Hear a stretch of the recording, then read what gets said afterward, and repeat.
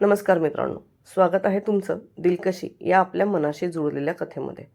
आजच्या भागात ध्रुव, अनुजा आणि कनक यांच्या आयुष्यातला एक असा टर्न येतो जो त्यांच्या नात्याची खरी कसोटी घेणार आहे. आजीसाहेबांचा रोष, ध्रुवचा हट्ट आणि अनुजांच्या डोळ्यातलं पाणी, या सगळ्यात कनकची जागा नक्की कुठे आहे?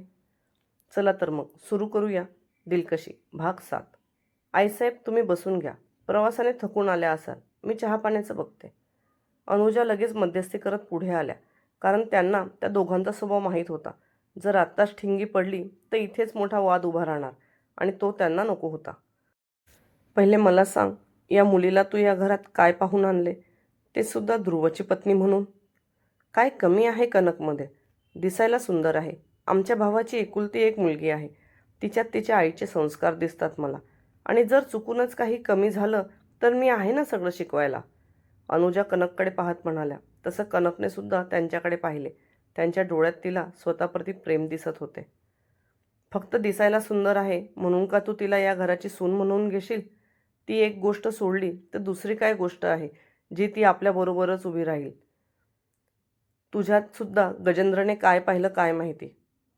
आईसाहेबांचे बोलणे ऐकून अनुजाने नकारात मान हलवली. तिच्या माहेरची परिस्थितीसुद्धा सासरच्या तुलनेत बरोबरीची होती. पण तरीसुद्धा आईसाहेबांनी तिला कधीच सुनेचा दर्जा दिला नाही. आणि अजून तू आमच्या घराच्या रीतीभाती शिकल्या नाहीत तर तिला कसे काय शिकवशील? ते काही नाही, तिला आत्ताच्या आत्ता आमच्या घरातून बाहेर जायला सांग. अनुजा पुढे काही बोलणार तेवढ्यात ध्रुव म्हणाला. आजीसाहेब, लग्न करण्याचा हा निर्णय माझा होता. त्यामुळे तुम्ही आईला काही न बोललात तर चांगलं आहे. It's better for you. त्याने कनकचा धरलेला हात सोडला आणि अनुजांच्या दोन्ही खांद्यावर हात ठेवून त्यांच्या डोळ्यात डोळे घालून त्यांना म्हणाला. किती वेळा सांगितलं आहे, तुझ्या या डोळ्यात मी पाणी पाहू शकत नाही. तरीसुद्धा तू? जिथे चूक नाही तिथे ऐकून घेण्याची काही एक गरज नाही. शेवटचं वाक्य मात्र तो त्याच्या आजीकडे बघत म्हणाला. चल, माझ्या खूप साऱ्या मीटिंग पेंडिंग आहेत, त्यामुळे मला निघावं लागेल. आता अनुजांच्या डोळ्यात पुन्हा भीती दाटून आली. तिने एक नजर तिच्या सासूकडे पाहिले आणि ध्रुवला प्रश्न केला. आणि कनक? त्यांच्या या प्रश्नावर त्याने आपले डोळे बंद केले आणि मान नकारात हलवली. मग हळूच डोळे उघडत त्यांच्या डोळ्यात डोळे घालून म्हणाला. तयारी करायला सांग, मला उशीर व्हायला नको. ध्रुव असे म्हणताच अनुजांच्या चेहऱ्यावर आनंद पसरला. त्यांनी लगेच आपली मान होकारात हलवली आणि त्या कनकचा हात धरून तिला रूममध्ये घेऊन गेल्या. आजीसाहेब, माझं तुम्हाला बऱ्याच वेळा सांगून झालं आहे. आता पुन्हा सांगतो, आईशी या भाषेत बोललेलं मला आवडत नाही. ध्रुवचे हे बोलणे ऐकून आजीने रागात त्याला उत्तर दिले. किती वेळा ध्रुव, किती वेळा, किती वेळा त्या बाईसाठी तुम्ही माझा अपमान कराल? तिने पहिले माझ्या मुलाला माझ्यापासून वेगळे केले आणि आता माझ्या नातवाला सुद्धा तेच करायला बघते आहे. तुम्हाला कळत कसं नाही? ही तिची खेळी आहे. थोडा विचार करा. त्या मुलीसाठी ती दुसरा काही पण विचार करू शकत होती, पण तिने तुमचेच लग्न तिच्याशी का लावून दिले? आजी पुढे बोलतच होती की त्याने हात दाखवून त्यांना थांबवले. पुन्हा एकदा सांगतो, मला आईच्या विरोधात एक शब्दही ऐकून घ्यायचे नाही आणि तिने माझ्यावर या लग्नासाठी कोणतीही जबरदस्ती केली नव्हती. हे लग्न मी माझ्या खुशीने केलं आहे. कोणती खुशी? ज्या मुलीला तुम्ही ओळखत सुद्धा नव्हता तिच्याच लग्न मंडपात जाऊन तिच्याशी लग्न केलं. थांबा ध्रुव, आम्ही बोलतो आहोत. तुम्ही आम्हाला असे टाळून नाही जाऊ शकत. लक्ष्मीबाई म्हणजे ध्रुवच्या आजी बोलत होत्या, पण ध्रुवने त्यांचं काही न ऐकता भराभर आपल्या रूमकडे तयारी करण्यासाठी निघाला आणि त्या मागून त्याला आवाज देतच राहिल्या. आम्ही सुद्धा बघू, ही मुलगी तुमच्या आयुष्यात अजून किती दिवस राहील. हिला तुमच्या आयुष्यातून काढण्यासाठी आम्हाला मग काहीही करावे लागले तरी चालेल. आता त्या कोण होत्या आणि त्या तुझ्याशी पण असं कसं बोलत होत्या? कनकने खोलीत येताच अनुजांना प्रश्न विचारला. त्यांनी तिच्याकडे हसून पाहिले आणि मग तिची बॅग भराभर आवरत तिच्याशी बोलू लागल्या. त्या माझ्या सासूबाई आहेत, नांदेडला राहतात. नांदेडला त्यांचं खूप मोठं प्रस्थ आहे. राजांच्या काळात आमच्या किल्लेदार घराण्याकडे वतनदारी होती. राजे गेले, पण त्यानंतर सुद्धा तिथली गोरगरीब जनता त्यांच्या काही अडचणी असल्यास आशेने आमच्याकडेच पाहते. तिथे आमचे भरपूर शेतमळे सुद्धा आहेत आणि 2 चादरींचे कारखाने. शेतमळ्यातून आणि कारखान्यातून येणारा सर्व पैसा हा माझ्या सासऱ्यांच्या नावाने जी ट्रस्ट आहे त्यात जमा होतो. त्या ट्रस्टच्या माध्यमातून तो गोरगरिबांसाठी खर्च केला जातो. या सगळ्यांचं काम माझ्या सासूबाईच बघतात. त्या स्वभावाला थोड्या कडक आहेत, पण ध्रुववर त्यांचा फार जीव आहे. कनक एका बाजूला बसून त्यांचं बोलणं लक्षपूर्वक ऐकत होती, तर त्या तिचं सामान भराभर आवरत होत्या. कारण त्यांना माहीत होतं, जर ध्रुवला वेळ झाला तर तो खरंच कनकला न घेता निघून जाईल. बरं, या सगळ्या गोंधळात मी तर तुला हे द्यायचंच विसरली. अनुजांनी कपाटातून एक गिफ्ट रॅक केलेला बॉक्स काढून तिच्या हातात ठेवला. तिने त्यांना नजरेनेच काय असे विचारले. त्यांनी सुद्धा नजरेनेच तो ओपन करून पाहायला सांगितला. कनकने ते अधीरतेने ओपन केला. तिचे आई वडील देवाघरी गेल्यानंतर तिला कुणीही अशा प्रकारे कधीही गिफ्ट दिले नव्हते. त्यामुळे तिची एक्साइटमेंट लेव्हल एकदम हायवर होती. तो बॉक्स ओपन करताच तिचे डोळे चमकले, कारण त्या बॉक्समध्ये न्यू ब्रँड आयफोन होता. तिने डोळ्यात पाणी आणून अनुजांकडे पाहिले, तर त्यांनी सुद्धा तिला समजून घेत तिच्या डोक्यावरून मायेने हात फिरवला. आवडला? खूप, कनकने सूर लावतच सांगितले. पण लगेच तिचा चेहरा उतरला. पण मला माहीत नाही याला कसे वापरतात. तिचेही बरोबर होते. तिने अँड्रॉइड फोन फक्त इतरांच्याच हातात पाहिला होता. कधी हातात घेऊन पाहणेसुद्धा तिच्या नशिबात आले नव्हते.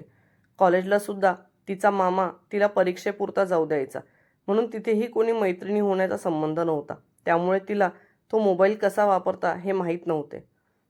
अगं, फार सोपं आहे, पण आता शिकवायला माझ्याजवळ वेळ नाही. मी असं करते, तुला आतापुरता 1-2 गोष्टी सांगून ठेवते. मग तू हळूहळू एक एक ॲप ओपन करून बघ. नाही जमलं तर मला फोनवर विचारत जा आणि मी तिथे आल्यावर सांगेल. नाहीतर ध्रुवला विचारलं तरी चालेल. त्या मध्येच ध्रुवला आठवत म्हणाल्या, पण त्याचं नाव ऐकताच तिच्या कपाळावर हलकी आठी आली, जिच्याकडे त्यांचं मुळीच लक्ष नव्हतं. त्यांनी तिला घाईघाईत फोन कसा लावायचा आणि आलेला फोन कसा घ्यायचा ते शिकवून, सोबत यूट्यूबसुद्धा शिकवून ठेवलं. त्यामुळे व्हिडिओ बघून फोनच्या इतर गोष्टी कशा शिकायच्या हे सांगितलं. तेवढ्यात त्यांना बाहेरून ध्रुवचा आवाज आला आणि त्यांनी घाईघाईत तिचा फोन त्या बॅगमध्ये ठेवला. तिला हाताला धरून बाहेर घेऊन आल्या. आम्ही तुम्हाला पुन्हा एकदा सांगतो, हे तुम्ही जे काही करत आहात त्याचे परिणाम वाईट होतील आणि ते सगळ्यांनाच भोगावे लागतील. बाहेर लक्ष्मीबाई अजूनही लिव्हिंग रूमच्या सोफ्यावर रागात बसून होत्या. ध्रुवाला तयारीत येताना बघताच त्या त्याला म्हणाल्या, पण परिणामांची जाणीव करून देताना त्या अनुजांकडे बघायला विसरल्या नाहीत. आजीसाहेब, मी तुमची व्यवस्थित जाण्याची सर्व व्यवस्था केली आहे. तरी जाताना फॅक्टरी पाहायची असेल तर माझ्यासोबत दिल्लीला या. तो लक्ष्मीबाईंच्या बोलण्याकडे दुर्लक्ष करत म्हणाला. सरळ सांगा ना की तुम्ही तुमच्या आईला काही बोलू नये म्हणून मला जायला सांगत आहात. नाही आजीसाहेब, तुम्ही गैरसमज करून घेऊ नका. खरं तर आईने माझ्या लग्नानिमित्त आश्रमातल्या लोकांना जेवणाचा कार्यक्रम ठेवला आहे. त्यामुळे आई आज बहुतेक तिकडेच राहील. तुम्ही येणार हे जर पहिले कळवलं असतं तर तो कार्यक्रम नंतर ठेवता आला असता. ध्रुव असे म्हणताच अनुजांनी चमकून त्याच्याकडे पाहिले, कारण खरं तर त्यांनी असा कोणताही कार्यक्रम ठेवलेला नव्हता. पण ध्रुव त्याच्या आजीला ओळखत असल्यामुळे जेव्हा तो वर तयारीसाठी गेला तेव्हाच त्याने अनुजांना इथून बाहेर निघण्यासाठी रस्ता करून ठेवला. ठीक आहे, आता तुम्ही असं म्हणत आहात तर मी तुमच्यावर विश्वास ठेवते. तसंही नांदेडला आमची फार कामं पडून आहे. सध्या तरी आम्ही परत जातो, पण लवकरच दिल्लीला आमच्या एका ओळखीतल्या व्यक्तीकडे यायचे आहे. त्यामुळे आपण दिल्लीतच भेटू. असे म्हणत त्यांनी खांद्यावरचा पदर सरळ केला आणि भराभर पावलं टाकत ध्रुवच्या आधीच तिथून बाहेर पडल्या. त्या बाहेर जाताच ध्रुवने अनुजांकडे बघितलं, तर आता आपला मुलगा जाणार म्हणून त्यांच्या डोळ्यात पाणी आलं होतं. त्याने ते आपल्या हाताने पुसत मान नकारात हलवून त्यांनी डोळ्यांनीच दिलासा दिला आणि मागे सरकला होताच की कनक अनुजांच्या गळ्यात पडून रडू लागली. तिचं लग्न झाल्यावर सुद्धा ती इतकी रडली नसेल तितकी आता रडत होती, कारण तिचे आई वडील गेल्यानंतर तिला गवसलेला तो एकुलता एक मायेचा आधार होता, ज्यापासून ती वेगळी होत होती. ध्रुवने तिच्याकडे बघून डोळे फिरवले आणि तो बाहेर निघाला. तसं अनुजांनी स्वतःला सावरत तिच्या डोक्यावरून मायेने थोपटलं आणि तिला म्हणाल्या, तू काही काळजी करू नको. यापुढे मी नेहमी तुझ्यासोबत असेल. तुला जेव्हाही माझी गरज लागेल तू फक्त एक हाक मार. आणि हो, जर या बदमाशने तुला त्रास दिला तर मला फोन लाव. मी लगेच त्याचा कान धरायला तिथे येते. त्यांचं बोलणं ऐकून तिच्या चेहऱ्यावर हसू आलं. तिने रडता रडता सुद्धा स्माईल करत तिची मान हलवली आणि अनुजांसोबत बाहेर पडली. नाती जुळवायला वेळ लागतो, पण त्यांना तोडायला फक्त एक गैरसमज पुरेसा असतो. ध्रुवच्या आयुष्यात कनकचं स्थान काय असेल आणि अनुजा तिच्या सुनेचं रक्षण किती दूरवर जाऊन करेल? याचं उत्तर मिळेल पुढच्या भागात, दिलकशीमध्ये. हा भाग तुम्हाला आवडला असेल तर व्हिडिओला लाईक करा. तुमच्या फिलिंग कमेंटमध्ये नक्की शेअर करा. आणि अजूनही चॅनलला सबस्क्राईब केलं नसेल तर सबस्क्राईब करून ठेवा, जेणेकरून दिलकशीचा पुढचा भाग चुकणार नाही. चला तर मग भेटूया पुढच्या भागात. धन्यवाद.